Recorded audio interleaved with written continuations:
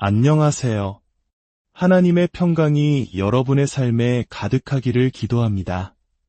본격적인 말씀에 앞서 오늘 이 이야기가 여러분의 마음에 울림을 준다면 구독과 공유를 통해 하나님의 은혜를 더 널리 전하는 통로가 되어주시길 부탁드립니다. 여러분의 작은 실천이 누군가에게는 큰 위로와 희망이 될 수 있습니다. 이 귀한 사역에 동참하시는 모든 분들께 주님의 축복이 함께하기를 소망합니다. 우리 각자의 삶에는 하나님께서 약속하신 가나안 땅이 있습니다. 그것은 풍요로운 미래일 수도 있고 깨어진 관계의 회복일 수도 있으며 혹은 오랫동안 꿈꿔왔던 영적인 성숙일 수도 있습니다. 하지만 많은 경우 우리는 그 약속의 땅을 눈앞에 두고도 들어가지 못한 채 광야를 헤매곤 합니다. 오늘 우리는 성경 속 한 이야기를 통해 무엇이 우리를 약속의 땅으로부터 멀어지게 하는지, 그리고 어떻게 그 문턱을 넘어설 수 있는지 깊이 묵상해보고자 합니다.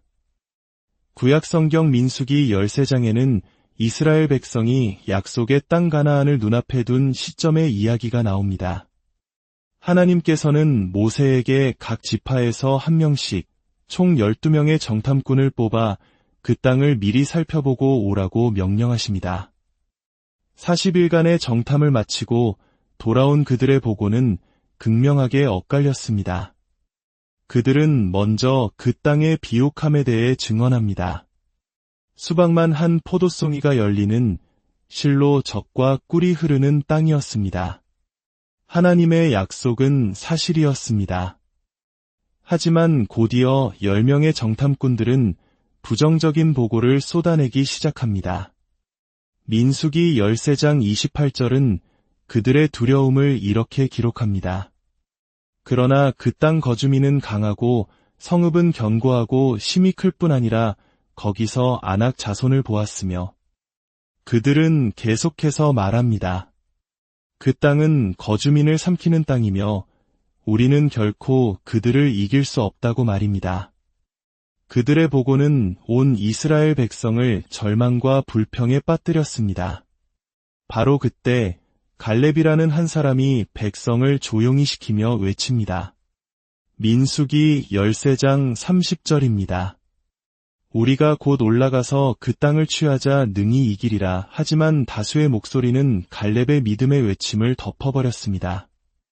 결국 이스라엘 백성은 약속의 땅에 들어가지 못하고 40년간 광야를 방황하게 됩니다. 세월이 흘러 신약시대, 히브리서 기자는 이 사건을 돌아보며 그들이 약속의 땅에 들어가지 못한 근본적인 원인을 단 한 문장으로 명확히 진단합니다. 히브리서 3장 19절입니다. 이로 보건대 그들이 믿지 아니함으로 능히 들어가지 못한 것이라. 사랑하는 성도 여러분, 오늘 저는 주님께서 제 마음에 강하게 주신 감동을 따라 우리가 약속의 땅을 차지하기 위해 반드시 알아야 할 3가지 영적 비밀에 대해 나누고자 합니다. 하나님께서는 여러분 한 사람 한 사람을 위해 예비하신 약속의 땅이 있습니다. 당신과 당신의 가정을 향한 놀라운 계획이 있습니다. 제가 처음 목회자로 부르심을 받았던 그 밤을 잊을 수 없습니다. 어두운 방 안에서 주님과의 깊은 만남 가운데 저는 제 영혼을 울리는 음성을 들었습니다. 내가 가면 내가 너와 함께 가겠다. 내가 상상조차 하지 못했던 것들을 보여주리라. 제게는 그 말씀 한마디가 전부였습니다. 하지만 그것으로 충분했습니다. 제게 약속의 땅이 주어졌음을 알았기 때문입니다. 오늘 이 자리에 계신 여러분, 그리고 이 말씀을 듣고 있는 모든 분들은 믿음의 중요성을 다시 한번 깨달아야 합니다.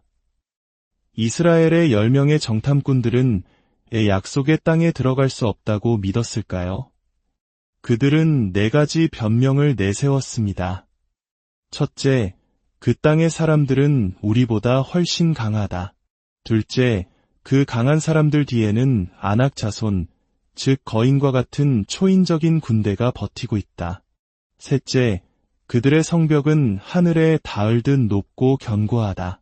넷째, 그 땅의 환경 자체가 우리에게 적대적이다. 그들은 자신들이 본 것에만 집중했습니다. 하지만 하나님께서 말씀하신 것은 잊어버렸습니다. 우리는 눈에 보이는 현실보다 하나님께서 하신 말씀을 마음에 새기고 되새겨야 합니다. 신명기 6장 23절은 말씀합니다. 우리 조상들에게 맹세하신 땅으로 우리를 인도하여 드려서 그것을 우리에게 주시려고 우리를 거기서 인도하여 내시고, 하나님은 우리를 광야에서 방황하게 하시려고 죄악된 세상에서 건져내신 것이 아닙니다.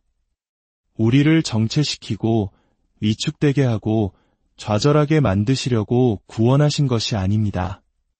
하나님은 우리를 빼내어 어딘가로 들여보내기 위해 일하십니다. 만약 주님께서 당신을 죄에서 구원하셨다면 그것은 단지 죄에서 나오는 것에서 그치지 않습니다. 주님은 당신을 인도하여 들여보내고 싶어 하시는 무언가가 있다는 뜻입니다. 오늘 저의 질문은 이것입니다. 무엇이 당신을 가로막고 있습니까? 어떤 이들은 높은 성벽 때문이라고 말합니다. 경제적인 어려움, 사회적인 장벽을 탓합니다. 어떤 이들은 거인 때문이라고 말합니다. 나를 괴롭히는 강력한 경쟁자나 해결 불가능해 보이는 문제들을 탓합니다. 또 어떤 이들은 험난한 지형, 즉 불리한 환경과 여건을 탓합니다. 그들이 거인과 성벽에 대해 이야기하면 할수록 그들의 마음속에서 성벽은 더욱 두꺼워지고 거인은 더욱 커져만 갔습니다. 그러나 하나님께서는 그들의 평가를 듣고 말씀하십니다. 너희는 거인과 성벽과 강한 대적을 탓하지만 나의 평가는 다르다. 히브리서 3장의 말씀처럼 하나님께서는 단 하나의 이유를 말씀하십니다. 그들이 들어가지 못한 것은 그들의 불신 때문이었다. 그들을 막아선 것은 성벽이 아니었습니다. 거인들도 아니었습니다. 그 땅의 강한 민족이나 험난한 지형도 아니었습니다. 그들을 막아선 유일한 것은 바로 그들 자신의 마음속에 있던 불신이었습니다. 우리가 만약 우리 가정과 자녀들, 그리고 다음 세대를 위한 하나님의 운명, 그 약속의 땅으로 들어가지 못한다면 그 이유는 거인이 너무 강하거나 성벽이 너무 두꺼워서가 아닐 것입니다. 오직 단 하나의 이유, 바로 하나님께서 우리에게 하신 말씀을 믿지 않기 때문입니다. 사랑하는 여러분, 우리를 약속의 땅에서 멀어지게 하는 첫 번째 장애물은 바로 불신입니다. 하나님께서 말씀하셨다면 이제는 일어나 그 말씀을 믿어야 할 때입니다. 나와 내 집은 여호와를 섬기겠노라. 그는 너희를 치료하는 여호와임이라. 나의 하나님이 그리스도 예수 안에서 영광 가운데 그 풍성한 대로 너희 모든 쓸 것을 채우시리라. 이제 거짓과 거인과 저항의 벽이 당신을 막지 못하도록 결단하십시오. 하나님의 약속을 상속받기로 결심하셨다면 지금 하나님께 찬양을 올려드리십시오. 두 번째 장애물은 위축감입니다. 성경은 12명의 정탐꾼 중 2명은 우리가 할 수 있다고 외쳤다고 기록합니다. 우리는 그들의 이름을 모두 알고 있습니다. 여호수아와 갈렙. 하지만 우리는 할 수 없다고 말했던 10명의 이름은 아무도 기억하지 못합니다. 왜일까요? 사람들은 할 수 없다고 말하는 사람을 기억하고 싶어 하지 않기 때문입니다. 만약 당신이 기억되길 원한다면 사람들에게 그들이 할 수 있는 것을 말해 주십시오. 당신의 가족에게, 당신의 자녀에게 그들이 무엇을 할 수 있는지 말해 주십시오. 안 된다고 말하는 사람이 아니라 할 수 있다고 격려하는 사람이 되십시오.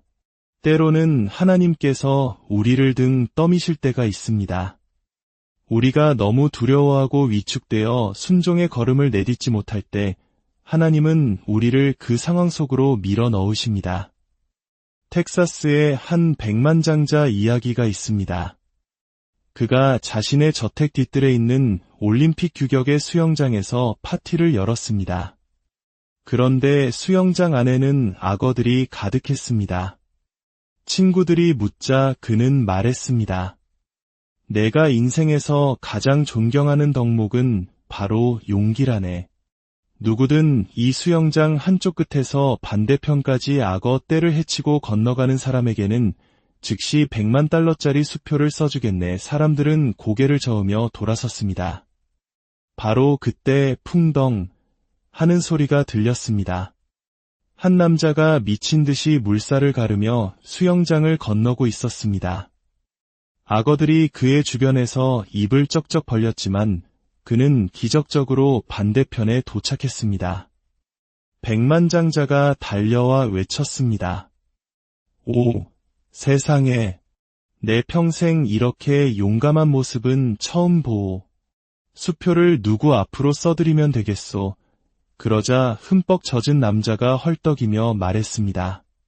그건 나중 문제고 대체 누가 나를 밀었는지부터 알고 싶소.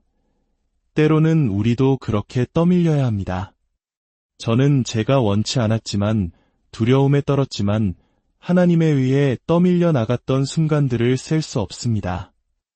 만약 사람들이 제가 얼마나 위축되었는지 알았다면 저를 불쌍하게 여겼을 것입니다. 하지만 하나님께서는 당신의 손을 얹은 사람들을 세상 밖으로 밀어내시는 특별한 방법을 가지고 계십니다. 그리고 일단 당신이 그 자리에 서게 되면 하나님이 주신 은사가 당신을 위한 길을 열기 시작할 것입니다. 그 은사가 아무도 닫을 수 없는 문을 열고 필요한 모든 것을 공급하며 당신의 가정을 구원할 것입니다. 주님께서 말씀하십니다. 떠밀릴 준비를 하라. 그리고 마지막 세 번째 장애물, 이것이 오늘 말씀의 핵심입니다. 그것은 바로 메뚜기 콤플렉스입니다. 정탐꾼들은 이렇게 말했습니다. 스스로 보기에도 우리가 메뚜기 같으니 그들이 보기에도 그와 같았을 것이니라. 어떻게 당신이 당신 자신을 보느냐가 당신의 대적이 당신을 어떻게 보는지를 결정합니다.